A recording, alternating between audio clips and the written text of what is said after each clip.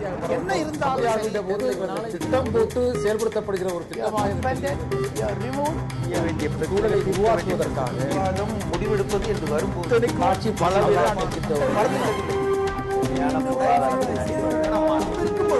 எதிர்த்து பேசிட்டு. வணக்கம். நேர்பட பேசு விவாத அமர்வுக்கு உங்களை அன்போடு வரவேற்கிறோம். புதிய அரசு அமைந்த பிறகு காங்கிரஸ் ஆட்சி காலத்தில் நியமிக்கப்பட்ட 6 ஆளுநர்கள் பதவி விலகியிருக்கிறார்கள். அரசியல் ரீதியாக தரப்பட்ட அழுத்தம் நிர்பந்தம் காரணமாக அவர்கள் விலகியிருக்கிறார்கள் என்பதில் சந்தேகமில்லை. பாரதிய ஜனதா கட்சி அதன் மூத்த தலைவர்களை 5 இடங்களில் 5 மாநிலங்களுக்கு புதிய ஆளுநர்களாக நியமித்திருக்கிறது. வாஜ்பாய் அமைச்சரவையில் பெட்ரோலியத்துறை அமைச்சராக இருந்த தற்போது 80 வயது நிரம்பி இருக்கும் ராம்நாயக் உத்தரப்பிரதேசத்தின் ஆளுநராகவும், 87 வயதான பல்ராம்ஜி தாஸ் டாண்டன் சத்தீஸ்கர் மாநிலத்தின் ஆளுநராகவும், கேசரிநாத் திரிபாதி மேற்கு வங்க ஆளுநராகவும் நியமிக்கப்பட்டிருக்கிறார்கள். பாரதிய ஜனதா கட்சியின் மூத்த தலைவர்களுக்கு இந்த பதவியை தந்து பாரதிய ஜனதா தலைமையிலான அரசு அவர்களுக்கு மரியாதையை அளித்திருக்கிறது. இது ஒரு ஆட்சி மாறியதும் அந்த ஆட்சி காலத்தில் நியமிக்கப்பட்டவர்கள் கவர்னர் பதவியிலிருந்து விலகிவிட வேண்டும் என்கிற ஒரு முன்னுதாரணத்தை ஏற்படுத்தப் போகிறதா? காங்கிரஸ் ஆட்சி காலத்தில் பின்பற்றிய அதே நடைமுறையை பாரதிய ஜனதா கட்சியும் பின்பற்றுகிறதா? அரசியலில் ஓய்வு பெற்றவர்கள் காலாவதியாகி போன அரசியல்வாதிகளுக்கு ஒரு மறுவாழ்வு தரக்கூடிய அல்லது கௌரவமான இடத்தில் அமர்த்துவதற்கான வாய்ப்பாக ஆளுநர் பதவி என்பது மாற்றப்படுகிறதா? வயதான அரசியலில் ஓய்வு பெறக்கூடிய அரசியல் தலைவர்களுக்கான புகலிடமாக ஆளுநர் மாளிகை மாறுகிறதா என்பதை பற்றி நாம் விவாதிக்க இருக்கிறோம். நம்மோடு இந்த அமர்வில் தீக்கதிர் இதழின் பொறுப்பாசிரியர் திரு குமரேசன், பாரதிய ஜனதா கட்சியின் வழக்கறிஞர் திரு GR ரவிச்சந்திரன், காங்கிரஸ் கட்சியைச் சேர்ந்த திரு முனவர் பாஷா, அரசியல் விமர்சகர் திரு சுபகுணராஜன் ஆகியோர் விவாதிக்க இருக்கிறார்கள். கேள்விகளோடு பார்வையாளர்கள் நாம் விவாதிக்கலாம். வணக்கம். முதல் சுற்றில் உங்கள் நால்வருடைய கருத்தையும் கேட்டு விடுகிறேன். காங்கிரஸ் ஆட்சி காலத்தில் கவர்னர்கள் நியமிக்கப்பட்டார்கள், பெருவாரியாக காங்கிரஸ்காரர்கள் நியமிக்கப்பட்டார்கள். இப்போது பாரதிய ஜனதா கட்சியைச் சேர்ந்தவர்கள் ஆளுநர்களாக நியமிக்கப்படுகிறார்கள். இது காங்கிரஸ் ஏற்படுத்திய அல்லது காங்கிரஸ் பின்பற்றிய ஒரு மரபு, அதனுடைய நீட்சி அப்படின்னு பார்க்கிறதா? சட்டப்படி சரி அப்படின்னு பார்ப்பதா? இல்ல தவறான முன்னுதாரணம், மாற்றப்பட வேண்டிய அல்லது திருத்தப்பட வேண்டிய நடைமுறையை திருத்தக்கூடிய வாய்ப்பை பிஜேபி தவற விட்டு விட்டதுன்னு பார்க்கிறது. முதலில் நீங்கள் உங்களுடைய அறிமுகத்தில் சொன்னீங்க 6 ஆளுநர்கள் பதவி விலகி இருக்கிறார்கள் என்று. விலக்கப்பட்டிருக்கிறார்கள் என்பதுதான் உண்மையான உண்மை. ஏனென்றால் நீங்களே சொன்னீர்கள் நிர்பந்தத்தின் காரணமாக விலக நேர்ந்தது என்று. அப்படின்னா நிர்பந்தம் எங்கிருந்து வந்தது? அவள் உடல்நிலையிலிருந்து வந்து விடவில்லையே. சொல்ல ஓரளவுக்காவது சொல்ல வேண்டும் என்றால் MK நாராயணன் சொல்லலாம். அவர் மீது CBI விசாரணை என்று வந்ததால் அவர் விலக வேண்டிய ஒரு நிர்பந்தம் வந்தது என்று ஒரு விவாதத்துக்கு வைத்துக் கொள்ளலாம். மற்றவர்கள் எல்லோரும் விலக்கப்பட்டார்கள் என்றுதான் எடுத்துக்கொள்ள வேண்டும். அந்த வகையில் காங்கிரஸ் அரசினுடைய பொருளாதார கொள்கைகளை மட்டுமல்ல, இப்படிப்பட்ட நியமன கொள்கைகள், நீக்க கொள்கை இரண்டையும் இதையும் கூட அப்படியே பிஜேபி பின்பற்றுகிறது என்றுதான் நான் பார்க்கிறேன். உங்களை பொறுத்தவரை தவறான முன்னுதாரணம். நிச்சயமாக. உங்கள் பார்வை? தவறான முன்னுதாரணத்தை ஏற்கனவே காங்கிரசும் செய்திருக்கிறது. இவர்கள் மாற்றாக செயல்படுவதாக வாக்களித்து விட்டு வந்தவர்கள் அதை அப்படியே அடியொற்றி ஜெராக்ஸ் காப்பி எடுத்து செய்து கொண்டிருக்கிறார்கள். ஆளுநர்களுடைய நியமனம் என்பது அரசியல் நியமனங்கள். இன்றைக்கு உத்தரப்பிரதேசனுடைய கவர்னராக நியமிக்கப்பட்டிருக்கிற மரியாதைக்குரிய ராம்நாயக்ஜி அவர்களும் அதைத்தான் அவர் இட்ஸ் பொலிட்டிக்கல் அப்பாயின்மெண்ட். எந்த இடத்துலலாம் அவர் இன்னைக்கு சொன்ன மாதிரி கவர்னர் என்பவர் மத்திய அரசுக்கும் மாநில அரசுக்கும் ஒரு பாலமாக செயல்பட வேண்டும் அப்படின்னு ஒரு ஸ்டேட்மெண்ட் கொடுத்திருக்காரு. எங்க இந்த கவர்னர்கள்லாம் இவங்களை விலக்க வேண்டிய அல்லது அவர்களை அந்த பதவியிலிருந்து எடுக்க வேண்டிய ஒரு நிர்பந்தம் எங்க வருதுன்னு கேட்டீங்கன்னா, ஒரு சுமூகமாக நடக்கக்கூடிய ஒரு சூழ்நிலையை இவர்கள் கெடுத்துக் கொண்டிருந்தார்கள் அல்லது அவர்கள் இன்னும் பதவியில் நீடிப்பதற்கும் பட்சத்தில் இன்னும் அதில் பல பிரச்சனைகள் வரும் என்கின்ற ஒரே காரணத்திற்காகத்தான் இந்த கவர்னர்கள் எல்லாம் இப்பொழுது நீக்கப்பட்டிருக்கிறார்கள். காங்கிரஸ் ஆட்சியில் இருந்த பல கவர்னர்கள் இன்னும் இருந்து கொண்டிருக்கிறார்கள். இல்லன்னு சொல்ல மார்கரெட் ஆர்வலர் ராஜஸ்தான் இருக்காங்க, எல்லாம் இருக்காங்க. அவங்களால யாரும் ரோசையாவே இருக்காரு. சுமூகமான சூழ்நிலையை கெடுத்தவர்கள் அப்படின்ற பட்டியல்ல சங்கர நாராயணன் எப்படி வருவார்? அங்க இருக்கிறது மும்பைல காங்கிரஸ் அரசாங்கம், காங்கிரஸ் கவர்னர் இருக்கிறார். அவர் சுமூகமான சூழலை கெடுத்தவர் சொல்ல முடியுமா? MK நாராயணன் மம்தா பானர்ஜிக்கும் அவருக்குமா எந்த விதமான நெருடலும் இருந்தது மாதிரி தெரியல. ஆனாலும் அவரும் விலகி இருக்கிறார். இதுல சுமூக உறவை கெடுத்தவர்கள் அப்படின்னு சொல்ல முடியுமா? நான் சொல்ல வர்றது எதை வச்சுன்னு சொல்லி கேட்டீங்கன்னா, மத்திய அரசினுடைய திட்டங்களை மாநில அரசுகள் நிறைவேற்ற வேண்டும். மாநில அரசுகள் நிறைவேற்றவில்லை என்றால் அதற்கான என்ன பதில் மாநில அரசுகள் தர வேண்டும் என்பதை மத்திய அரசு கேட்டு பெற வேண்டும். ஒரு மாநிலத்தினுடைய சீஃப் எக்ஸிகியூட்டிவ் ஆபீசர், பிரதம அதிகாரி என்கின்ற முறையில், தலைமை செயல் அதிகாரி என்ற முறையில் கவர்னருக்கு அந்த பொறுப்புகள் எல்லாம் இருக்கு. அது உங்களுக்கே தெரியும், எல்லாமே கான்ஸ்டிடியூஷன் என்னன்னு இருக்கு அப்படிங்கிறது. இப்போ ஒரு சில மாநிலங்கள் இருக்கிற கவர்னர்கள் சரியாக செயல்படவில்லை என்று மத்தியிலும் எங்களுடைய ஆட்சி நினைக்கும் பொழுது அந்த கவர்னர்களை மாற்றுவது என்பது தவிர்க்க முடியாத ஒரு விஷயமாகத்தான் நாங்கள் பார்க்கிறோம். சட்டப்படி சரியான நடவடிக்கை. மனோர் பாஷா, உங்களுடைய பார்வை என்ன? உங்கள் வழியை பின்பற்றி பிஜேபி நடக்கிறதுன்றதுல மகிழ்ச்சி அடைறீங்களா? நீங்க எப்படி பார்க்கிறீங்க? அதாவதுங்க, காங்கிரஸ் ஆட்சியின் பொழுது பாரதிய ஜனதா ஆட்சியில் நியமிக்கப்பட்ட ஆளுநர்கள் மாற்றப்பட்ட காலகட்டத்திலே அந்த மாற்றம் தவறு என்று நீதிமன்றத்திற்கு சென்று வழக்காடியவர்கள் பாரதிய ஜனதா கட்சிக்காரர்கள். அப்படி இருக்கின்ற பொழுது இன்றைக்கு காங்கிரஸ் நியமித்ததை போல அல்ல, உள்துறை செயலாளரை விட்டு மிரட்டல் கொடுத்து அந்த மிரட்டலுக்கு பிறகு அவர்கள் பணிய மறுத்தால் அவர்களை மாநிலம் மாற்றி இடமாற்றம் செய்து ஒட்டுமொத்தமாக நிர்பந்தப்படுத்தி அவர்களை ராஜினாமா செய்ய வேண்டும் என்கின்ற ஒரு சூழ்நிலையை உருவாக்கிய ஒரு பழி வாங்கும் போக்கு தான் இந்த ஆட்சியிலே நமக்கு கண் முன்னாக தெரிந்து கொண்டிருக்கிறது. கடந்த காலத்தில் காங்கிரஸ் ஆளுநர்களை நியமிக்கின்ற பொழுது அவர்கள் காங்கிரஸ்காரர்களை ஆளுநராக நியமிக்கிறார்கள் அல்லது பதவியிலே ஓய்வு பெற்றவர்களை ஆளுநர்களாக நியமிக்கிறார்கள். இது நடைமுறை தவறு என்று குற்றம் சாட்டிய பாரதிய ஜனதா மக்கள் மத்தியிலே நாங்கள் மாற்றத்தை தருவதற்காக வந்திருக்கிறோம் என்று சொல்லி ஆட்சிக்கு வந்ததற்கு பின்னால் தங்கள் கட்சியிலே ஓய்வு பெறக்கூடிய வயதிலே இருக்கின்றவர்களை அங்கீகரிக்கின்ற வகையிலே ஆளுநராக நியமிப்பது என்பது ஒரு தவறான முன்னுதாரணம் என்பதுதான் என்னுடைய கருத்தாகும். உங்கள் பார்வையில் தவறான முன்னுதாரணம்? ஷீலா தீட்சித் முதலமைச்சராக இருந்தவர், ஓய்வு பெறக்கூடிய நிலையில் இருந்தவரை கேரளாவுடைய ஆளுநராக நியமித்தது ஒரு தவறான முன்னுதாரணம் இல்லையா? அந்த தவறான முன்னுதாரணம் இருந்தாலும் கூட ஒட்டுமொத்தமாக பார்ப்பீர்களே ஆனால் ஆளுநர் பதவி என்பது ஏதோ ஓய்வு பெறுகின்றவர்களுக்காக கொடுக்கக்கூடிய ஒரு அங்கீகாரம் என்ற நிலை இருக்கக்கூடாது. ஏனென்று சொன்னால் ஆளுநருக்கு பல்வேறு பொறுப்புகள் இருக்கிறது. பொதுவான கருத்து. ஆனால் காங்கிரஸ் அப்படிப்பட்ட நிலைமைதானே பின்பற்றியது. இல்ல, அது தவறுன்னு சொல்லிதான் நீங்க ஆட்சிக்கு வந்தீங்க. பாஜக ஆட்சிக்கு வருவது காங்கிரஸ் செய்த அந்த நியமனங்கள் தவறான நியமனங்களாக இருக்கிறது. அரசியலில் ஓய்வு பெற்றவர்களை ஆளுநர்களாக நியமிக்கிறார்கள், அதை ஏற்றுக்கொள்ள முடியாது என்று சொல்லிதான் பாஜக வாதிட்டது. ஆனால் இவர்கள் ஆட்சிக்கு வந்ததற்கு பின்னால் காங்கிரஸ் பின்பற்றிய அதே நடைமுறையை தான் நாங்களும் பின்பற்றுவோம். ஆனால் காங்கிரஸ் யாரையும் பழி வாங்கவில்லை அல்லது நிர்பந்தப்படுத்தவில்லை அல்லது அதிகாரிகளை விட்டு மிரட்டவில்லை. இன்றைக்கு அதிகாரிகளை விட்டு மிரட்டி நீ ராஜினாமா செய், இல்லை என்றால் உன்னை இடமாற்றுவேன் என்று மாநிலம் விட்டு மாநிலம் மாற்றி வைக்கம் புருஷோத்தமன் அவராகவே விலகிவிட்டு செல்லக்கூடிய ஒரு நிர்பந்தத்தை உருவாக்கி இருக்கிறார்கள் என்று சொன்னால் மக்கள் எந்த எதிர்பார்ப்போடு மோடி அவர்களை இந்த தேசத்தின் பிரதமராக நியமித்தார்களோ அதற்கு மாறாக எதிர்க்கட்சிகளை பழிவாங்கக்கூடிய ஒரு சூழ்நிலை தான் இன்றைக்கு நிலவிக் கொண்டிருக்கிறது என்பதுதான் வெட்ட வெளிச்சமாக தெரிகிறது. ஒரு பழிவாங்கும் செயல் அப்படின்றது உங்களுடைய கருத்தாரு. திரு சுபகுணராஜன், உங்களுடைய கருத்து என்ன? இந்த கவர்னர் மாற்றம் என்ற புயல் மையம் கொண்டிருந்த இடம் குஜராத்தில் இருந்து ஆரம்பிச்சது. குஜராத் தான் இந்த நாடகத்தினுடைய தொடக்க புள்ளி குஜராத் தான். அந்த குஜராத் கவர்னர் கமலாவை அவங்கள மாற்றணும். அதுதான் அதுல இருந்து தான். ஏன்னா அவங்களுடைய அஜெண்டாவே மோடி பிரதமர் ஆனாலும் இல்லாட்டி யூஎன் பிரசிடென்ட் ஆனாலும் அவர் பிரச்சனை குஜராத்ல இருந்து ஆரம்பிக்கும். அவர் குஜராத்தில் அவர் இருக்கும்போது அவரை உண்டு இல்லைன்னு ஆக்குனது அந்த அம்மா அங்க உட்கார்ந்து இது பண்ணாங்க. அந்த அம்மா செய்தது தவறு தானே? ஒரு மக்களால் தேர்ந்தெடுக்கப்பட்ட பெரிய தவறானது என்ன செஞ்சுட்டாங்க? நான் என்ன சொல்றேன், அவங்க அவ்வளவு பெரிய தவறான நடவடிக்கை என்ன எடுத்துட்டாங்க? என்ன லோகாயுக்தா அப்பாயிண்ட் பண்ணதுன்றதுல என்ன பிரச்சனை? நான் என்ன சொன்னேன், லோகாயுக்தாவை நீங்க என்ன பண்ண போறீங்க? நீங்க இருக்கிற மாநிலத்தில் பிஜேபி ஆண்ட கர்நாடகாவில் லோகாயுக்தா வச்சிருந்தீங்க, அங்க இல்லைன்னு சொன்னீங்க. இது ரெண்டுக்கும் என்ன பாலிசியா என்ன வித்தியாசம் இருந்தது?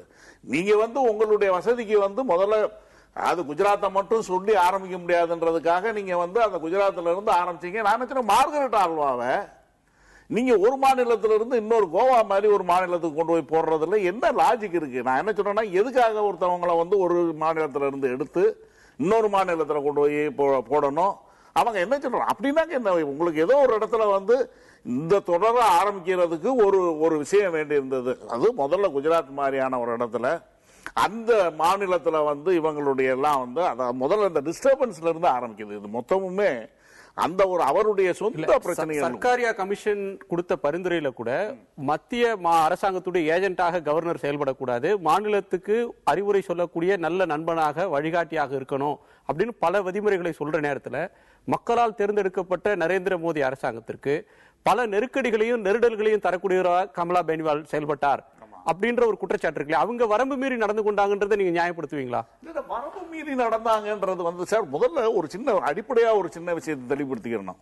ஒரு கவர்னர் வந்து ஒரு எலெக்டட் கவர்மெண்ட்டை வந்து மினிமமா டிஸ்டர்ப் பண்ணலாமே ஒழிஞ்சு அதுக்கு மேல அதுக்கு எந்த பவரும் கிடையாது. என்ன, அது ஒரு ஆர்னமெண்டல் போஸ்ட் தான். சொல்ல போனாங்க வந்து ஒரு சும்மா வந்து ஒரு சின்ன சின்ன பின்பிரிக்ஸ் கொடுக்கலாமே ஒழிஞ்சு அதை தாண்டி வந்து ஒரு கவர்னர் வந்து ஒரு அதுவும் வந்து ஒரு மம்முத்தா வந்து அவ்வளவு பெரிய மெஜாரிட்டி இருக்கிற ஒரு, ஏன்னா மெஜாரிட்டி அதாவது அந்த சீஃப் மினிஸ்டருடைய ஸ்ட்ரென்த்து அந்த லெஜிஸ்லேட்டிவ் அசம்பிளியில் இருக்கிற ஸ்ட்ரென்த்து தான். இந்த கவர்னர் எல்லாம் வந்து ஒண்ணுமே பண்ணிட முடியாது. அது வந்து என்ன சொல்லி கேட்டீங்கன்னா, இவங்க காங்கிரஸ் உண்மையாவே நீங்க சொன்னது உண்மை, காங்கிரஸ் வந்து கமலா பெனிவாலை வச்சு அவரை வந்து பின் பண்ணணும்னு நினைச்சாங்க. அது ஒரு பொலிட்டிக்கல் கேம் நடந்தது. அவங்களும் வந்து பார்ட் ஆஃப் பொலிட்டிக்கல் கேம்னாலும் அவங்க வந்து பண்ண எல்லாமே அன்கான்ஸ்டிடியூஷனல்னு சொல்ல முடியாது. அன்கான்ஸ்டிடியூஷனல்னாலோ இல்ல அஜெண்டா வந்து ஒரு இந்த அஜெண்டா சொல்ல முடியாது. இவங்க அதுல இருந்து ஆரம்பிக்கும் போது இதுவுமே இப்பயுமே இவங்க கடைசியா வந்து அந்த பிரஷர் கூட வந்து அழுத்தம் கூட எப்படி கொடுக்குறாங்க, ஒரே ஒரு இன்வெஸ்டிகேஷனை மறுபடியும் டேக் அப் பண்ணி சிபிஐ விட்டு மற்ற எல்லாரையும் வந்து எம் கே நாராயணன்ல இருந்து அதிகாரிகளா இருந்தவங்கள ஒரு பிரச்சனையும் கிடையாது. அவங்களுக்கு ஏங்க இதெல்லாம் நான் என்ன சொல்றேன், என்ன முடிவு வரைச்சோம் அகஸ்டா வெட்லாண்ட் ஹெலிகாப்டர் மேட்டர் அப்படியே விட்டுருவோமா? அது ஒண்ணும் பண்ணவே வேண்டாமா? சரிங்க, நீங்க யாரும் அப்புறம் அதுல அவர் இன்வால்வ் இருக்காருன்னு விசாரிக்கிறோம். இல்லன்னா இல்ல அவ்வளவுதானே. வந்து கடைசியா வந்து கரண்டா சிட்டிங்கா இருக்கிற சிபிஐ சீஃபையும் விசாரிக்க வேண்டியிருக்கு. எல்லாரும் யாராவது இன்வால்வ் இருக்காங்க, அவரை யார் விசாரிக்க போறாங்க? இப்ப சிட்டிங் சிபிஐ சீஃபை யார் தூண்டி விட்டது பிஜேபி தான் என்பதை நண்பர் ஒப்புக்கொள்கிறார் என்பது தெரிகிறது. தூண்ட விடல சார், அவங்க சுயமா சுதந்திரமாக இயங்க வச்சிருக்கோம். தூண்டி யாரு விட்டாங்க? தூண்டி விட்டதெல்லாம் 2014 மே மாசத்துக்கு முன்னால. இப்பதெல்லாம் கிடையாது. காரணமா ராஜினாமா பண்ண வைக்கணும். அந்த நீங்க வழக்கு விசாரிக்குங்க, குற்றவாளியா இருந்தா தண்டிங்க, அதுல யாருக்கும் மாறுபட்ட கருத்து இல்ல. ஆனா அவர் ஆளுநர் பதவியிலிருந்து அவர்கள் விலக செய்வதற்காக சிபிஐ விட்டு விசாரணை என்ற பெயரால நிர்பந்தத்தை உருவாக்குவது பழிவாங்கும் நடவடிக்கையா இல்லையா? இதுல பழிவாங்க நடவடிக்கை அவர் ஏற்கனவே காங்கிரஸ் அவர் நேம்ல இருக்கு சொல்லணும். என்ன சொல்லிக்கிறீங்கன்னா, நீங்க ஷீலா தீட்சித்தை கொண்டு வந்து காரணா கவர்னரா போட்டதே சிபிஐல இருந்து காப்பாத்த தானே. நான் என்ன சொல்றேன், சிபிஐல இருந்து காப்பாத்தணும் சொல்றேன் சார். இன்னைக்கு பாண்டிச்சேரி கவர்னரா இருக்கிற வீரேந்திர கட்டாரியா இன்னைக்கு தொலைக்காட்சியில நிறைய இன்டர்வியூ கொடுக்கிறாரு. அதுல ஒரு இடத்துல சொல்றாரு, பாண்டிச்சேரி மக்களால் தேர்ந்தெடுக்கப்பட்ட ஒரு மாநில முதல்வரை பார்த்து இவர் கொள்ளைக்காரன் போல் செயல்படுகிறார். இப்படி தரந்தாண்டவர்களை போட்டதான் காங்கிரஸ் வேலையா? இப்படித்தான் பேசுறதா? ஒரு கவர்னர் இப்படித்தான் பேசுவாரா? ஒரு கொள்ளைக்காரனை போய் செயல்பட யார சொல்றாரு? மக்களால் தேர்ந்தெடுக்கப்பட்டு ஜனநாயக முறைப்படி அங்கே ஒரு முதல்வராக ஆட்சி செய்து கொண்டிருக்கும் ரங்கசாமியை கொள்ளைக்காரன் என்கிறார். அவர் சொன்னது வேண்டாங்க, தப்பா இருக்கலாம் சார். அவனை கடைசியா அவரை மாத்தினதுக்கு நாங்க ஒரு காரணம் கண்டுபிடிக்கிறோமே. அவர் வந்து சங்கராச்சாரியாருக்கு வந்து இதை வந்து மறுபடியும் வந்து அந்த அப்பீலுக்கு அலோவ் பண்ணாருன்றதுக்காக தான் நீங்க தூக்குறீங்கன்னு சொல்றோமே. அதுக்கு என்ன பதில் சொல்ல போறீங்க? இல்ல இல்ல, அந்த இன்னைக்கு அவர் ரங்கசாமி அவரா சொல்லும் காரணம் சார்.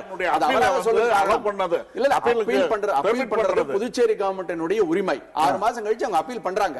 அந்த அப்பீல வந்து எடுத்துக்கிறதா வேண்டாமா அப்படிங்கிறது உயர்நீதிமன்றத்தினுடைய உரிமை. நாளைக்கு அப்பீல் போகும்போது தெரியும். 30 நாள் அப்பீல் பண்ண வேண்டிய விஷயத்தை ஏன் 6 மாசம் கழிச்சு வரீங்கன்னு அவங்களுக்கு ஒரு காரணம் சொல்லும் போது அது போய் தெரியும். அதையும் கொண்டு வந்து இதுக்கு முடிச்சு போட்டு அதுக்கு பாண்டிச்சேரி முதலமைச்சர் போய் ஒரு கொள்ளைக்கார மாதிரி செயல்படுகிறார். கொள்ளையடிக்கிறதுல என்ன பங்காளியாக பார்த்தாங்க, அதுக்கு நான் உடன்படல என்ற கருத்து சொல்றாரு. அந்த கருத்தை வந்து நீங்க வந்து ஒரு கவர்னர் பதவியில் இருந்தவர் கவர்னர் சொல்றாருன்னு சொல்றீங்களா? ஒரு குறிப்பிட்ட முதலமைச்சரை பார்த்து சொல்லலாமா? நான் கேட்கிற கேள்வி அதுதான். ஒரு முதலமைச்சரை பார்த்து அவர் கொள்ளையடிக்கிறார், இவர் கொள்ளையடிப்பதில் எனக்கும் பங்கு, இதெல்லாம் என்ன ஸ்டேட்மெண்ட்? இதெல்லாம் பிஜேபி ஆதரவு பெற்ற முதலமைச்சர் அல்லவா? அவரை பார்த்து நீ எப்படி சொல்லலாம்? அது இல்ல சார். அதாவது முயற்சித்தார்கள், அதற்கு நான் ஒத்துழைக்கவில்லை என்று ஆளுநர் சொன்னால், இன்றைக்கு ஆட்சிக்கு வந்திருக்கின்ற ஆட்சியாளர்கள் அவர் சொன்னதில் உண்மை இருந்தால் அதுக்கான விசாரணை நடத்த வேண்டும். ஆளுநருக்கு அது தொடர்பு இருக்கிறதா? ஆளுநரை நிர்பந்தப்படுத்தி கொள்ளையிலே தன்னை ஈடுபடுத்த வேண்டும் என்று விரும்பினார்களா என்பதை விசாரிக்க வேண்டிய பொறுப்பு மத்தியில் ஆட்சியில் இருக்கின்றவர்களுக்கு இருக்கிறது. அவரை எப்படி மாற்றுவதற்கு நிர்பந்தத்தை உருவாக்குகிறார்களோ அதை போல அவர் சொன்ன குற்றச்சாட்டை விசாரித்து சீசரின் மனைவி சந்தேகத்திற்கு அப்பாற்பட்டவள் என்பதை பாஜக அரசாங்கம் நிரூபித்தாக வேண்டும். இல்ல மற்றொன்று அவர் மட்டும் தான் டிஸ்மிஸ் பண்றீங்க. நான் என்ன சொல்றேன்னா இட் இஸ் an action. நான் என்ன சொல்றேன்னா இது ஒரு punitive ஆக்ஷன் எடுக்கிறீங்க. அப்ப அவர் வந்து அதை பத்தி பேசதானே செய்வாரு. நீங்க ஒரு பொலிட்டிக்கல் அப்பாயிண்டிய நீங்க எதுக்காக பியூனிட்டிவ் ஆக்ஷன் ஒண்ணு கொண்டு போனீங்கன்னாக்க ஒரு தண்டனைக்குள்ளாக்குனீங்கன்னா தண்டனைக்குள்ளாக்கும் போது அதுக்கான ஏற்கனவே இந்த வழக்கு இவங்க பிஜேபி போட்ட வழக்குலயே இவ 2004 போட்ட வழக்குல என்ன சொல்றாங்க, எதாவது காரணங்கள் இல்லாம நீங்க கவர்னர்களை பண்ணக்கூடாதுன்றதுதான் கான்ஸ்டிடியூஷன் பெஞ்சினுடைய தீர்ப்பு. ஏன்னா நீங்க லெப்டினன்ட் கவர்னரை டிஸ்மிஸ் பண்றீங்க. என்ன கிரவுண்ட்ல நான் சார்ஜஸ் ஏதாவது ஃப்ரேம் பண்ண போறீங்களா அவர் மேல? இல்ல காரணம் இல்லாம நீக்க கூடாது அப்படின்ற ஒரு கருத்து ஏற்கனவே வலுவாக முன்வைக்கப்படுகிறது. இதுல மாற்றம் மட்டும் இல்ல, அவர் ரிசைன் பண்ணல, அவரை நீக்குறாங்க குடியரசுத் தலைவருடைய அதிகாரத்தை பயன்படுத்தி. அது கருத்தாக மட்டும் வரல, உச்ச நீதிமன்றம் தன் தீர்ப்பிலேயே சொல்லியிருக்கிறது ஆளுநர்களை நீக்குவதாக இருந்தால் அதுக்கான காரணம் இருக்க வேண்டும். அது எப்படிப்பட்ட காரணமாக இருக்க வேண்டும் என்றால் அரசமைப்பு சாசனத்துக்கே நெருக்கடி என்பதான ஒரு காரணம் இருக்க வேண்டும். அப்படி காரணத்தை நீங்கள் சொன்னால் பத்தாது, அந்த காரணத்தை நிரூபிக்க வேண்டும் என்றெல்லாம் உச்ச நீதிமன்றம் சொல்லியிருக்கிறது. கட்டாரியா கேஸ்ல அப்படி நடந்திருக்கிறதா? இல்ல சார், நான் ஒண்ணே ஒன்று சொல்றேன். ஹெச்ஆர் பரத்வாஜ் கர்நாடகா கவர்னரா இருந்தார், கமலா பெனிவால் குஜராத்தில் இருந்தாங்க, வீரேந்திர கட்டாரி எங்க இருக்கார். இங்கெல்லாம் எதிர்கட்சிகள் ஆட்சியில் இருக்கிற சமயத்துல இந்த கவர்னர்கள் அனைவருக்குமே ஒரு ஹிடன் அஜெண்டா என்ன இருந்துன்னு கேட்டீங்கன்னா, அங்க இருக்கிற ஸ்டேட் கவர்மெண்ட், அங்க இருக்க மாநில அரசு, பாஜக அரசாக இருக்கட்டும் அல்லது காங்கிரஸ் அரசாக இருக்கட்டும், இவர்களை நிலைகுலைய செய்யும், டீஸ்டபிளைஸ் பண்ண வேண்டும் அப்படிங்கறது எங்களுடைய ஒரே அஜெண்டா. அதுக்காக இவங்களை அனுப்பிச்சிருங்க. இது காங்கிரஸ் இன்னைக்கு பண்ணல, இது 40-50 வருஷமா நடந்துட்டு இருக்கிற விஷயம் தான். அப்படி பண்ணும்போது அந்த மாநில முதலமைச்சர் தனக்கு தான் செய்ய வேண்டிய பல விஷயங்களில் கவர்னர் இதற்கு இடையூறாக இருக்கிறார் என்று ஃபீல் பண்ணும்போது, அவருக்கு அப்படி ஒரு உணர்வுகள் மேலோங்கும் போது அந்த கவர்னர் எங்க மாற்றம் என்பதில் எந்த தவறும் இல்லையே. பிஜேபி ஒரு கவர்னர் ராமநாயக்க போட்டிருக்கிறது யூபி கவர்மெண்ட் எங்க இப்ப தேர்தல் சந்திக்க போகிறதோ அந்த மாநிலங்களில் பாஜக ஆட்சியை பிடிக்கணும்ன்றதுக்காக தான் கவர்னர் நியமிச்சிருக்கீங்களா? அந்த அர்த்தத்திலயா? காங்கிரஸ் கடைபிடிச்சது நாங்க அதை ஃபாலோ பண்றோம், அதனால தான் இல்லையே. இன்னைக்கு எங்களுடைய யூபி கவர்னர் அப்பாயிண்ட் பண்ண சொல்லுங்க, நாங்க ஒன்னு ஸ்டேட் டீஸ்டபிளைஸ் பண்ண வரல. சமாஜ்வாதி பார்ட்டியை 2 பேரும் உட்கார்ந்துருக்கீங்க. தேர்தலை சந்திக்க போற மாநிலம் அந்த மாநிலம், அந்த மாநிலத்துல சமாஜ்வாதி தேர்தல் சந்திக்கலையே.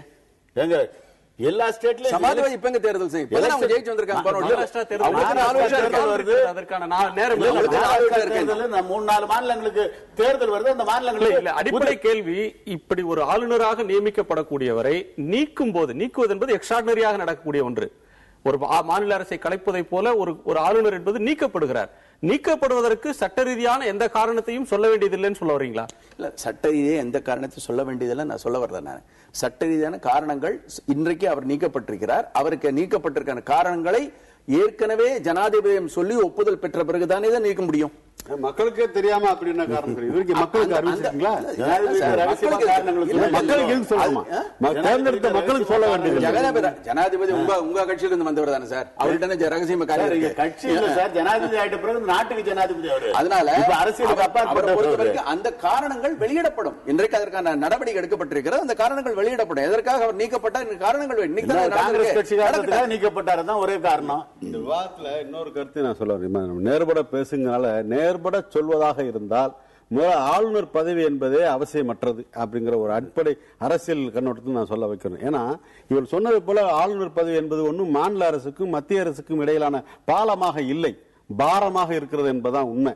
இன்னும் சொல்ல போனால் வெள்ளையர் ஆட்சி காலத்தில், பிரிட்டிஷ் ஆட்சி காலத்தில் மாநில அரசாங்கங்களை கண்காணிப்பதற்காக ஒன்னு நிர்வாக வசதிக்காக பிரிட்டிஷ் அரசு நேரடியாக நியமித்தது.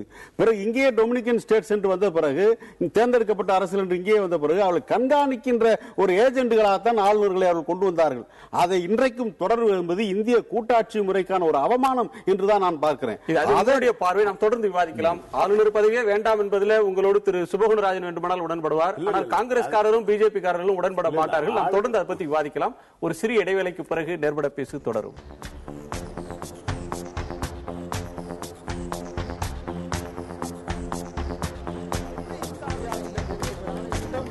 செயல்படுத்தப்படுகிற ஒரு சூழலை உருவாக்குவதற்காக முடிவெடுப்பது என்று வரும்போது காட்சி